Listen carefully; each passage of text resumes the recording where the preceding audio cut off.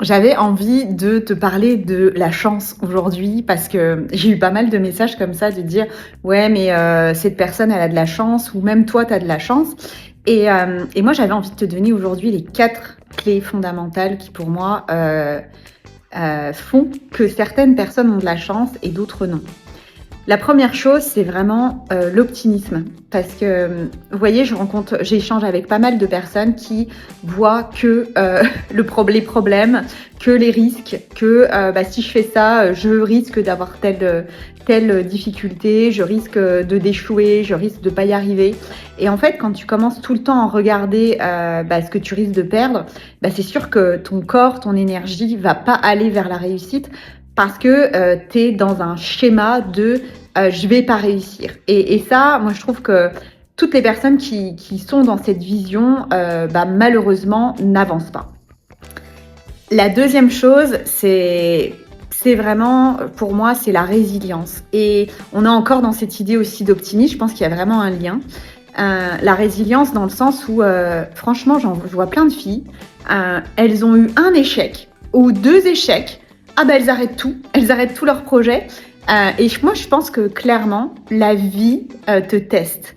Si au bout de deux essais, t'arrêtes complètement, c'est que t'es pas vraiment engagé dans ça. C'est que c'est pas quelque chose qui te tient à cœur. C'est pas quelque chose qui vraiment t'anime au plus profond de toi.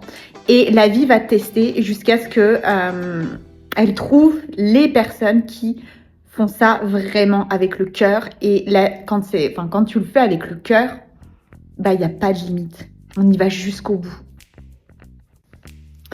Et une chose aussi, quelles sont les différences entre mes clientes qui avancent, qui arrivent, et celles qui baissent les bras. Il y en a très peu qui baissent les bras parce que je les choisis, mais je dirais que l'action amène les informations.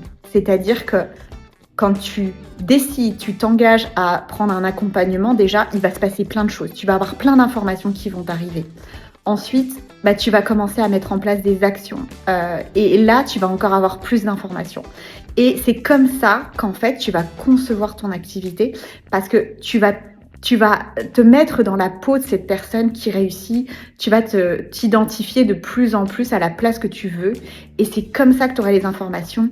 Et c'est comme ça que tu vas réussir ensuite à avoir des idées, de la créativité et de donner surtout envie aux gens de venir te voir. Et la dernière chose, des personnes qui réussissent et qui ont de la chance, et toutes c'est comme ça,